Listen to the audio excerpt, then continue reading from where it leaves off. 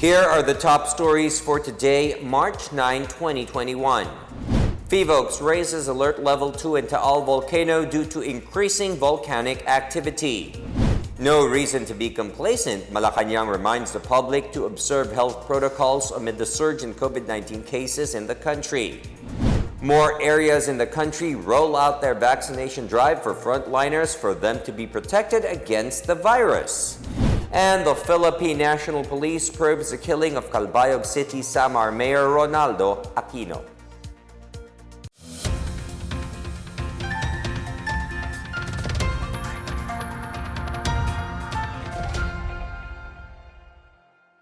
Good day, I am William Theo. Welcome to the PNA Newsroom. We begin with Taal volcano's increasing unrest.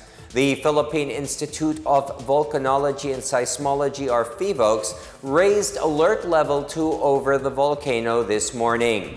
PHIVOLCS Director Renato Solidum says this means eruption may or may not happen. While evacuation is not recommended, the public is warned against entering the Taal Volcano Island, which is a permanent danger zone. The State Seismology Agency recorded 28 volcanic tremor episodes and a number of low-frequency and hybrid earthquakes at shallow depths of less than 1.5 kilometers beneath the island in the past 24 hours. Local government units have been advised to assess villages that were previously affected by Taal's eruption last year. Meanwhile, Solidum urged the public to actively participate in earthquake drills and learn hazards, saying preparedness is the key to safety. The country will hold its first quarter nationwide simultaneous earthquake drill on Thursday, March 11.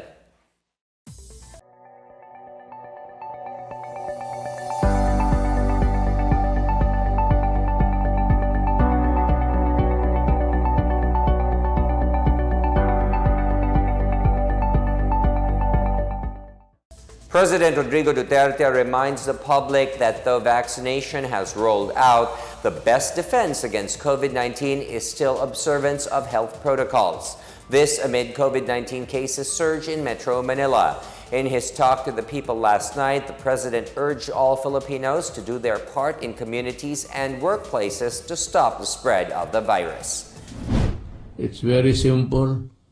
Wash your hands, wear a mask, then social distancing, at importante dyan is hugas na kamay, pati yung mask, especially sa public. Meanwhile, President Duterte also reminded barangay captains of their role in implementing the minimum health standards. He said preventing the spread of COVID-19 would only be possible if a barangay captain has political will. It is really very important that the DILG plays its role. Kasi ang gobyerno kasi natin ganito, ako yung pinakaulo. Ang pinakabuntot ko, yung barangay captain. Ang barangay ang pinaka-importante sa lahat. Kung talagang ginusto, kung ginusto lang lahat ng mga barangay captains na magtrabaho, really work at it, baka talagang decrease the number of transmission. Presidential spokesperson Harry Roque, meanwhile, assures there are enough medical beds for COVID-19 patients. Roque says the current national health system's capacity is adequate to address the surge of COVID-19 cases. Meron pa po tayong 60% available na ICU beds. Meron pa po tayong 65% available na isolation beds. Meron pa po tayong 75% available na ward beds at 77% available po ang ating mga ventilators. Meanwhile, Health Secretary Francisco Duque III said contact tracing will be intensified in line with the effort of the government to monitor the spread of COVID-19. The Department of Interior and Local Government is leading the contact tracing program of the government. Kailangan din po yung contact tracing ay paigtingin, palakasin po ito dahil napakamahalaga po ito bilang isa sa mga hakbang na makakahinto ng hawaan. We have to cut the chains of transmission and crush the clustering of cases.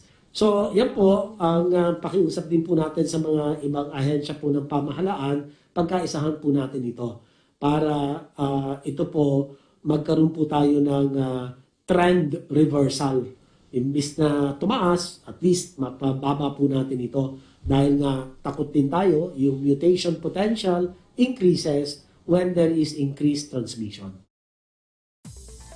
Vaccination of frontline healthcare workers is expected to be completed by May. Presidential spokesperson Harry Roque reports that nearly 30,000 frontline medical workers have been vaccinated against COVID-19 as of Sunday. The government will need 3.4 million COVID-19 vaccine doses for 1.7 million healthcare workers in the country. I'm restating what Secretary Galvez said. Matatapos natin ang health frontliners by May, and we can begin with the economic frontliners by April. Yung first dose deployment po ng Sinovac, tapos na po. Na-deploy na po lahat yung first dose ng Sinovac. And a week before the country marks its first year of being under community quarantine, Malacanang described the government's response against COVID-19 as excellent. We were excellent. Na-control po natin ang pagkalat ng sakit, lalong-lalo na kung ikukumpira tayo sa mas mayayaman at mga bansa na mas mararami at mas moderno mga hospital. We declared ECQ just in time, na dahilan na hindi tayo napagaya ngayon sa rest of the world na ngayon lang sila nagla-lockdown. And of course, napalaki natin yung kapasidad na magbigay ng medical attention dun sa magkakasakit, reason why we have 60% ICU availability. Malacanang said a stricter quarantine status is not yet necessary despite the surge in COVID-19 cases. Instead, presidential spokesperson Harry Roque emphasized the need for local government units to step up on their efforts to test, trace, and treat. Inaatasan na po natin ang lahat, kasama na po ang ating mga lokal na pamahalaan na hindi lang paintingin ang ating minimum health standards, ipatupad na po natin yung isolation, yung ating institutional isolation ng mga nagkakasakit. Kinakailangan paintingin na natin yung ating tracing at kinakailangan i-isolate din natin yung mga tao na nagkaroon na ng close contact. Former Health Secretary Manuel Dairit, who is also present during the press briefing, gave his opinion about the matter. He said the surge in COVID-19 cases may be due to a drop in compliance with minimum health and safety standards. Tingin ko, the surge is actually due to a drop in compliance, which we can fix, and also an increase in the mobility. Policy-wise, we have to make sure that anybody who goes out, strictly speaking, minimum health standards complied with. Yung latest studies na meron tayo, 92% naman po ang ating compliance. No? Nagsalita na rin si Yusek Vergere nung minsan na baka napapagod na yung tao, no? Dahil isang taon na silang nagmamask, hugas, iwas. Pero sa ngayon po, ang ating panawagan, mas paintingin pa natin ang ating minimum health standards, panawagan sa mga lokal na opisyales, paintingin ang ating contact tracing, at saka siguraduhin po natin ang positibo ay magkaroon ng institutional isolation. More and more people are lining up to get vaccinated with COVID-19 jabs that arrived last week. This was reported by Vaccine Czar Secretary Carlito Galvez Jr. in last night's cabinet cluster meeting presided by President Duterte. Galvez said the demand for the vaccine increased after doctors were seen taking the vaccines in public. Hesitancy po ng ating mga kababayan sa Sinovac noong nagkaroon po tayo ng vaccination ng ating mga direktor ng mga hospital. Tumaas po ang level ng kanilang confidence. In fact, doon sa Northern Mindanao Medical Center, almost halos 100% yung nagpapabakuna na. And also yung last Saturday dito sa Santa Rosa, yung lahat po ng civilian doctors ng Qualimed nagpabakuna rin po ng Sinovac at saka ng AstraZeneca. Halos araw-araw marami po nagre-request ng mga vaccine. Galvez also reported that the vaccines that arrived last week have been distributed to health facilities all over the country. He said tens of thousands of health workers have been inoculated and more are going to have it in the coming days. He said some 20 million doses of COVID-19 vaccines are scheduled to be delivered within the coming second quarter. We expect na meron tayong nandiyan ng Sinovac at saka yung nandiyan din po yung COVAX at saka yung Novavax. And then also yung sa May, June, baka dumating na rin po yung AstraZeneca. Meron pong order ang private sector na 2.6 million. So nakita po natin baka humigit po tayo ng mga 20 million po ang ating makukuha between April, May, June po siya. President Rodrigo Duterte called out Vice President Leni Robredo as she asked for a review of Sinovac's CoronaVac COVID-19 vaccine by the Health Technology Assessment Council. Duterte said Robredo created doubt just as the government was boosting public confidence in the vaccines. In a pre-recorded public address on Monday, Duterte said Robredo made it appear that the government was skipping regulatory processes for vaccines. He said based on the Universal Healthcare Act, the donated shots are not yet required to undergo an HTAC review because these were donated and not procured by the government. Duterte blamed Robredo's call as the reason why more people rejected the Sinovac-made vaccines. He appealed to Robredo to stay quiet if she is unsure of her statements. Last week, Health Secretary Francisco Duque III said the HTAC is evaluating the Sinovac-made CoronaVac vaccines since the government is expected to procure 1 million doses this month under a 700 million peso purchase deal.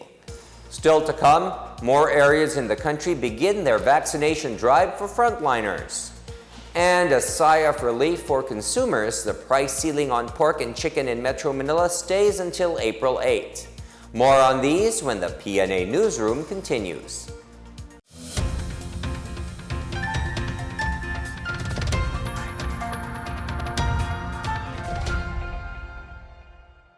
Sa matinding laban natin sa Coronavirus Disease 2019, sugpuin din natin ang pagkalat ng fake news. Huwag magbahagi ng impormasyon na hindi tiyak ang pinagmulan. I-check mabuti ang source ng balita. Kumuha lamang ng impormasyon mula sa mga official channel ng Department of Health.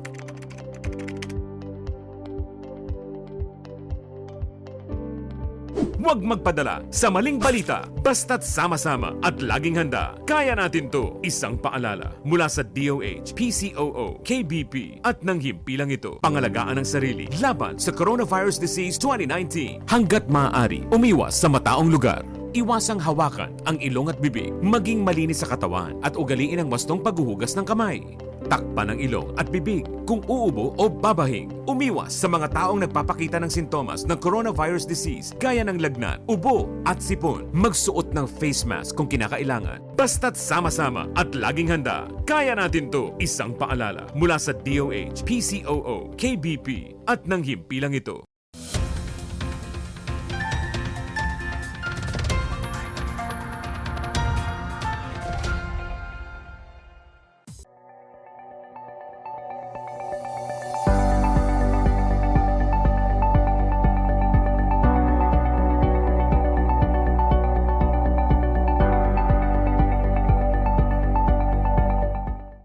The rollout of COVID-19 vaccines for frontliners continues in other parts of the country.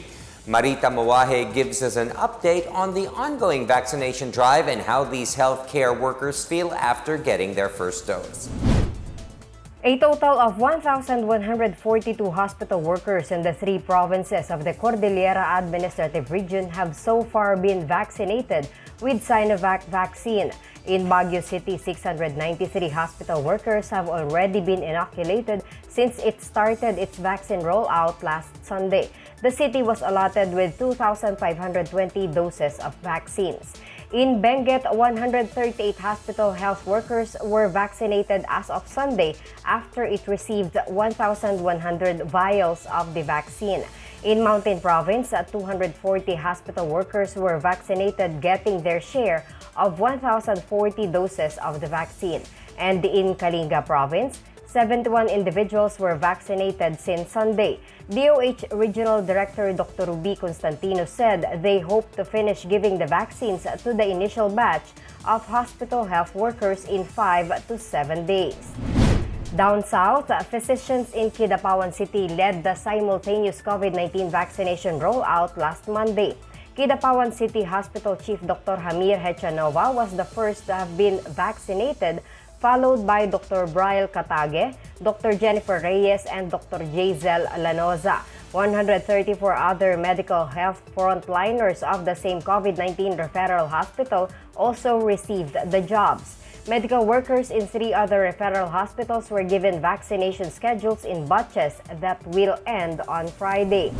In CARAGA region, more than 4,500 frontline medical workers were vaccinated over the weekend.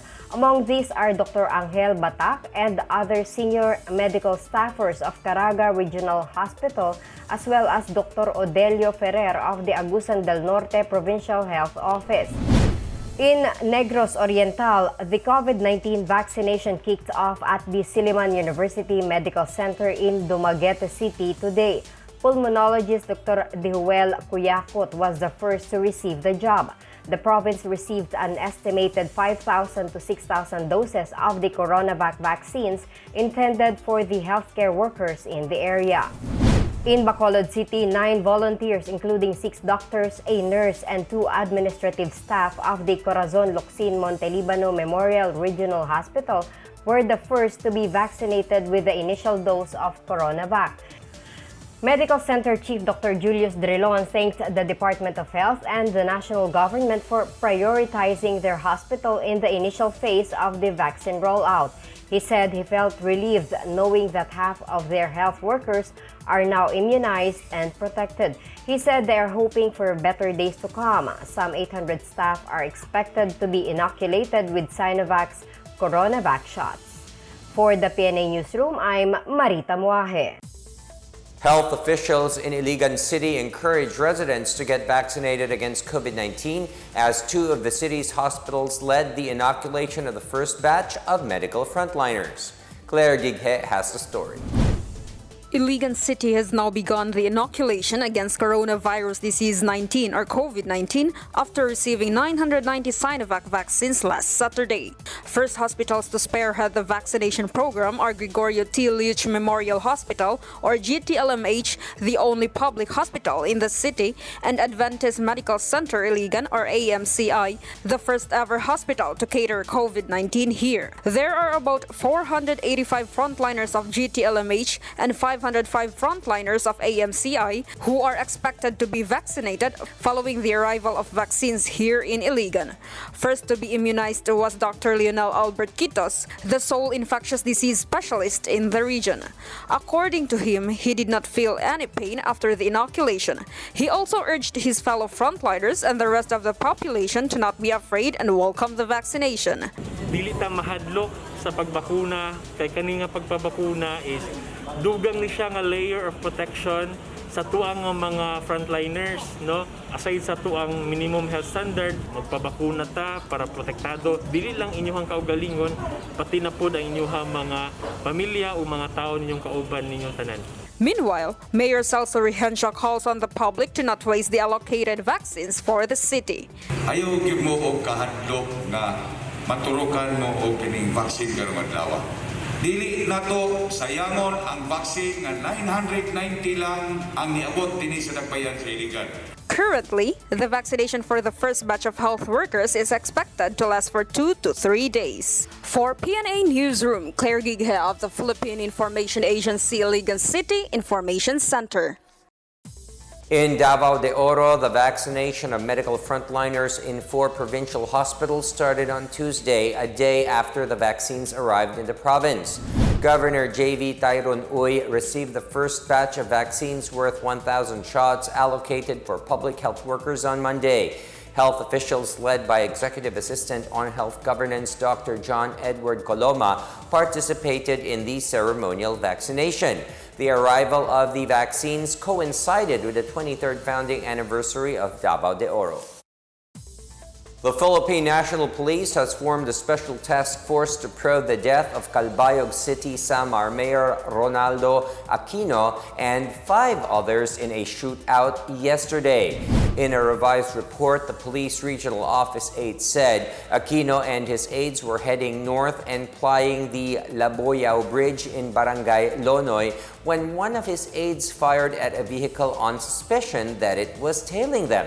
It was later found out that the other vehicle was carrying police personnel who retaliated, thus resulting in a firefight.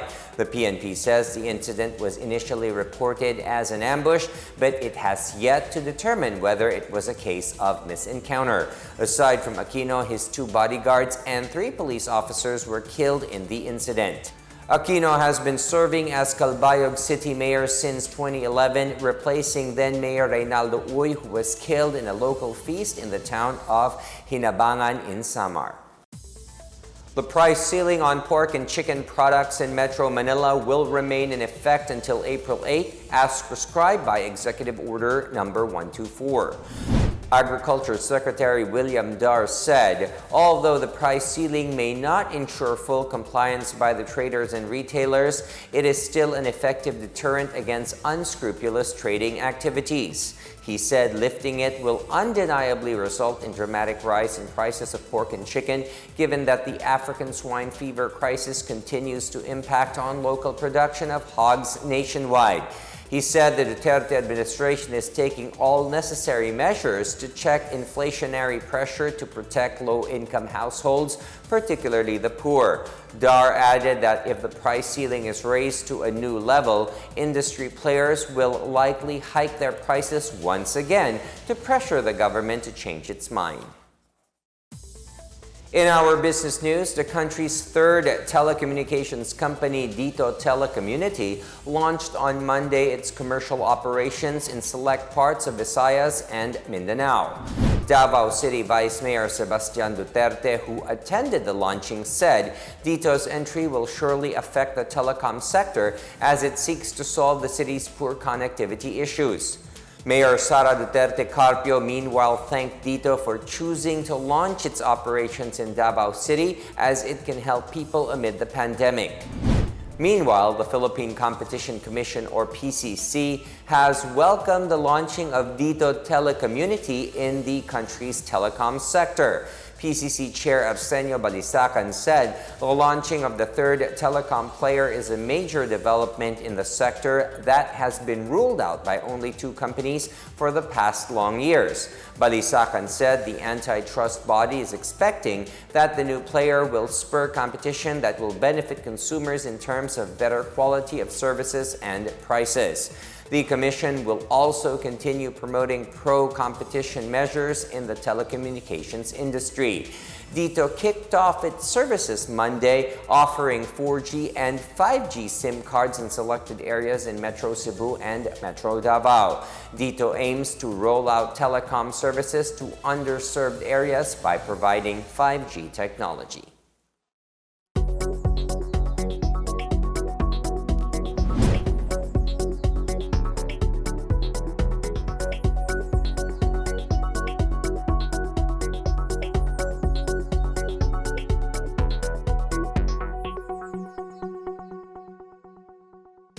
Up next, Step 2 registration for the Philippine Identification System, or PHILSYS, begins in Pangasinan. The PNA Newsroom returns after these reminders.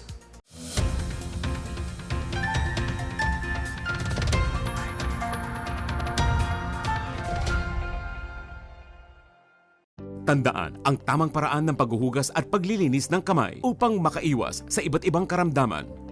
Basain ng tubig ang mga kamay at sabunin. Unang sabunin ang mga palad at ang likod ng mga kamay. Kuskusin na maigi ang pagitan ng mga daliri at maging ang mga kuko. Isunod ang pagitan ng mga hinlalaki. at kuskusin ng paikot ang mga dulo ng mga daliri sa magkabilang palad. Banlawang mabuti ang mga kamay sa malinis na tubig at patuyuin ang mga kamay gamit ang single-use towel o air dryer. Basta't sama-sama at laging handa, kaya natin to!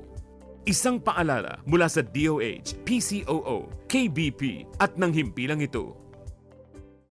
Alamin ang mga dapat gawin sa lugar ng trabaho laban sa Coronavirus Disease 2019. Ang mga kumpanya ay dapat magbigay ng face mask sa kanilang mga empleyado. Bukod dito, magbigay kaalaman din patungkol sa COVID-19. Siguraduhing malinis ang kapaligiran. Maglagay ng sabon at hand sanitizer sa mga palikuran. Siguraduhing ligtas at nalutong maigi ang mga pagkain sa kantina. Obserbahan ang kalusugan ng mga empleyado at katrabaho.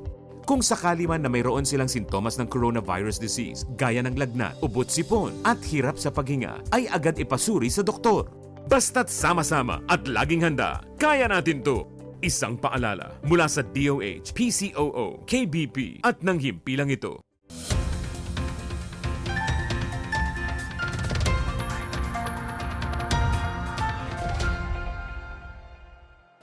You're still watching the PNA Newsroom. An official of the Catholic Bishops' Conference of the Philippines, or CBCP, urged the public not to be reluctant and have themselves inoculated with whatever available vaccine against COVID-19. CBCP Episcopal Commission on Health Vice Chair Bishop Oscar Jaime Florencio called on the public to get the vaccine so that they can alleviate the loss of lives. He said the public should avail of the vaccine after the government announced that another 1.4 million doses of Sinovac Coronavac vaccines are set to arrive on March 21. The country will also receive around 4.5 million doses of AstraZeneca vaccines to be delivered until May and about 13 million doses from Moderna by the third quarter of this year. As for those concerned about the COVID-19 vaccine side effects, Florencio said the faithful are not being forced to have the shots. Several bishops have already expressed willingness to have themselves vaccinated against the virus. The Philippine Statistics Authority has started the Step 2 registration process for the Philippine Identification System, or PHILSYS, in 11 towns and cities in Pangasinan.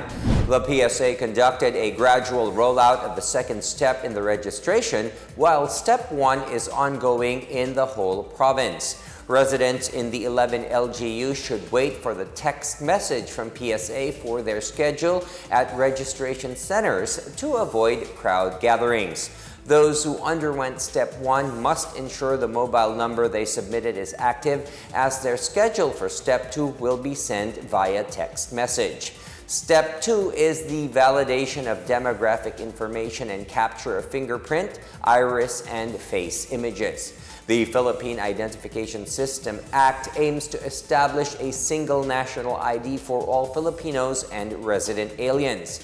The national ID shall be a means of simplifying public and private transactions, enrollment in schools, and opening of bank accounts.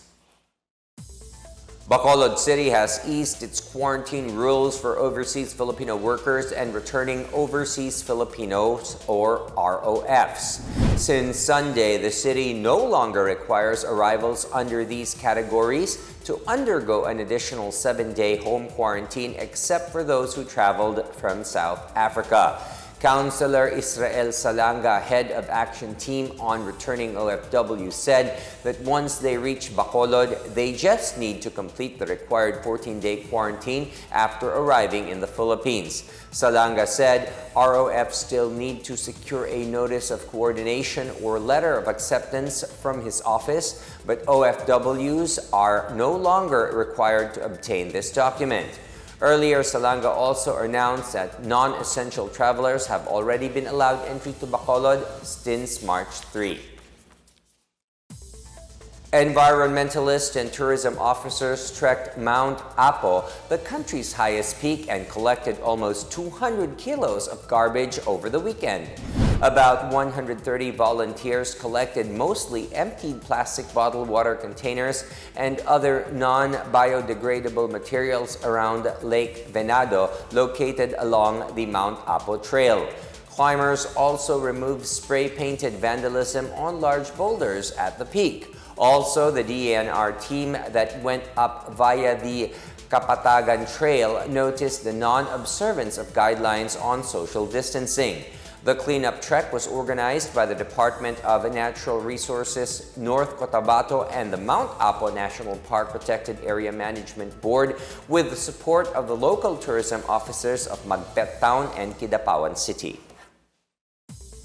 In sports, some 86 players, including 21 FIL-FOREIGNERS, are joining the PBA Season 46 draft following the release of the final list of draftees on Monday. A total of 97 players applied for the March 14 event, but 11 of them have been taken out from the final list, with 7 due to failure to submit necessary documents.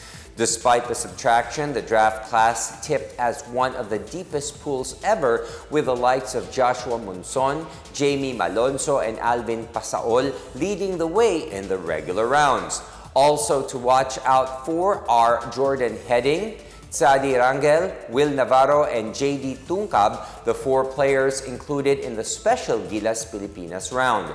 This year's draft will be conducted virtually.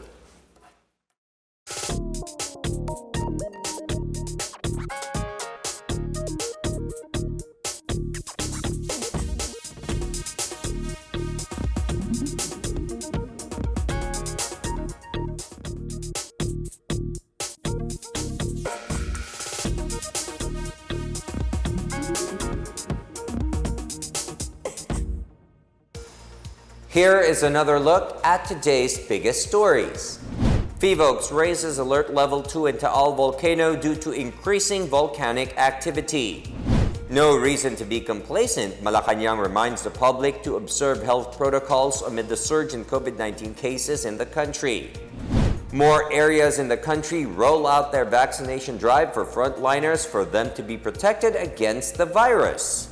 And the Philippine National Police probes the killing of Calbayog City Samar Mayor Ronaldo Aquino. Thank you for watching another episode of the PNA Newsroom. To check more news content, visit our webpage or head onto the Philippine News Agency's Facebook and Twitter accounts. For more stories about the government and how it serves Filipinos, look for these hashtags in all of our social media platforms and websites. We are shown on the pages of the PCOO and its attached agencies. Also, watch us on television on PTV4 and IBC 13. And that's your daily dose of the biggest stories that you need to know. From the PNA Newsroom, we tell stories that inspire change. I am William Theo. Good day, everyone.